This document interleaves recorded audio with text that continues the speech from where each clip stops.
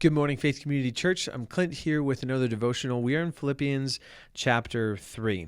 And in this chapter, Paul is talking about knowing Christ and having and what it means to have confidence in Christ versus having confidence in the flesh. And so what Paul says here in the first part, I'm going to read this for you, and then we'll kind of get into it a little bit.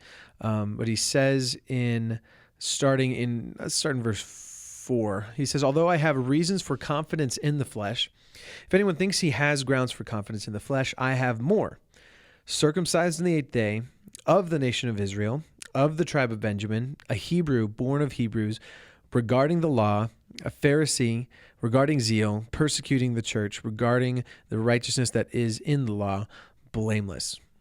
And so Paul talks about gain and loss, and we'll talk about that in a second as well. But first, I think it's really important for us to get what he's talking about here and having confidence in the flesh is that salvation does not come by any of these things that he lists. And so if we're going to kind of paraphrase what he said here, salvation does not come by ritual, race, rank, tradition, religion in the sense of obedience to the law of Moses, sincerity, and legalistic righteousness. So all these things we can tend to be confident in, and we don't even know that we're confident in them.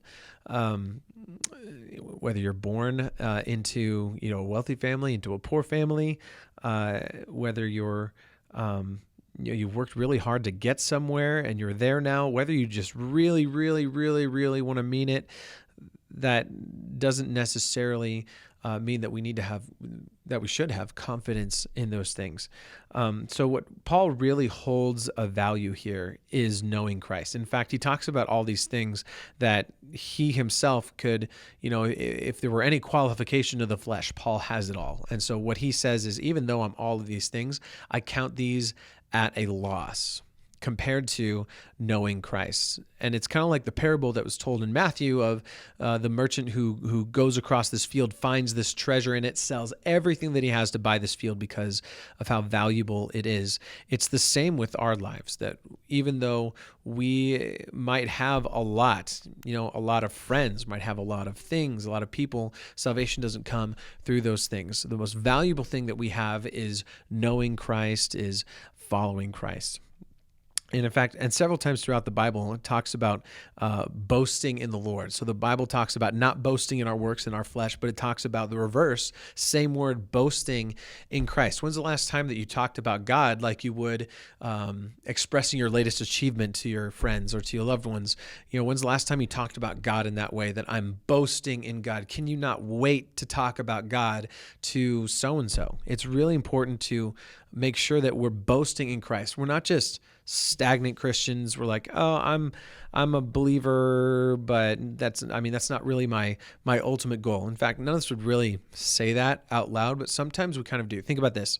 It's a good way. This is a good way to search yourself, is to define yourself. If we're to ask who you are, is the first thing that you start with in your mind, I'm a Christ follower. That's the first thing. And we might even say that out loud first as the first thing, because that's what we should say as the first thing, but do we really think it first? So define yourself. You're a teacher, you're a dad, you're a mom.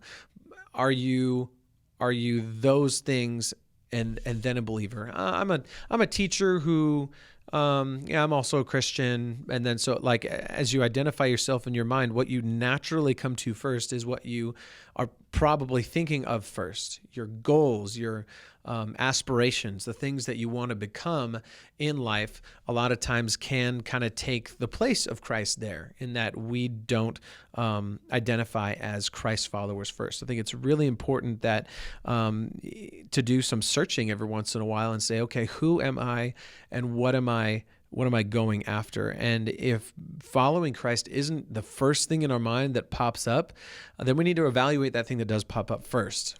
And maybe it's not getting rid of it. It's just revamping and saying, God, I need to know you. I need to pursue you. And I need to follow you first before these other things. Because when it's all said and done, in the end, following Christ is all that matters. And everything else in our life, our achievements and everything that we did, Paul says he sees it as dung and a loss in his life compared to knowing and gaining Christ. Because again, when it's all said and done, it's him.